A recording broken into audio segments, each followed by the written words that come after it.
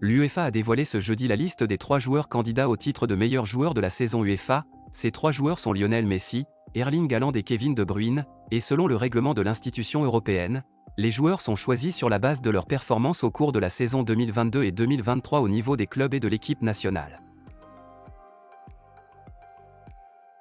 Un nouveau coup dur pour Reece James, nommé capitaine de Chelsea cette saison. L'international anglais souffrirait d'une blessure aux ischio-jambiers, peu épargné par les pépins physiques lors de la saison précédente. Reece James a seulement disputé 24 matchs toutes compétitions confondues, et il avait notamment renoncé à la Coupe du Monde en raison d'une blessure.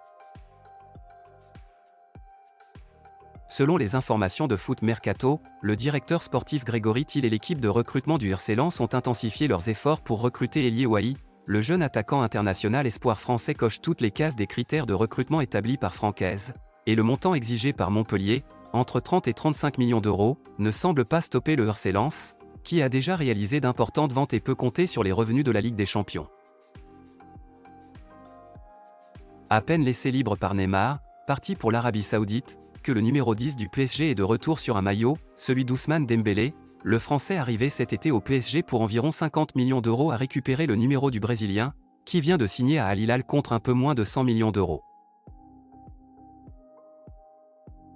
Selon le Corriere dello Sport, une demande est en réflexion pour intégrer la Ligue des Champions. L'objectif serait d'obtenir une place pour la nouvelle formule de la Ligue des Champions qui sera lancée la saison prochaine, et l'idée est que le champion de Saudi Pro League possède une wildcard lui permettant de rejoindre les 35 autres qualifiés pour la phase de poule et ainsi développer l'image de marque des clubs saoudiens à l'international.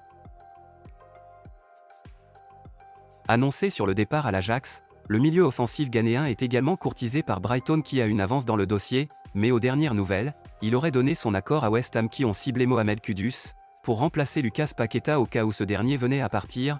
Sous contrat avec l'Ajax jusqu'en juin 2025, Mohamed Kudus est estimé à 40 millions d'euros. Pep Guardiola est nommé et sera en concurrence avec les Italiens Simone Inzaghi et Luciano Spalletti.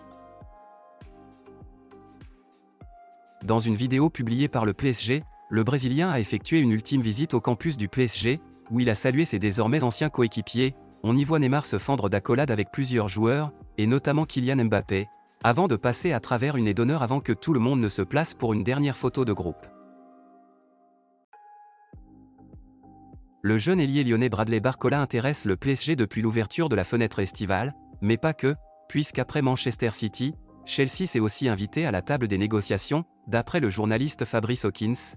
Mais le joueur ne sera pas facile à avoir car Lyon ne compte pas laisser partir sa pépite, à moins de recevoir une offre impossible à refuser.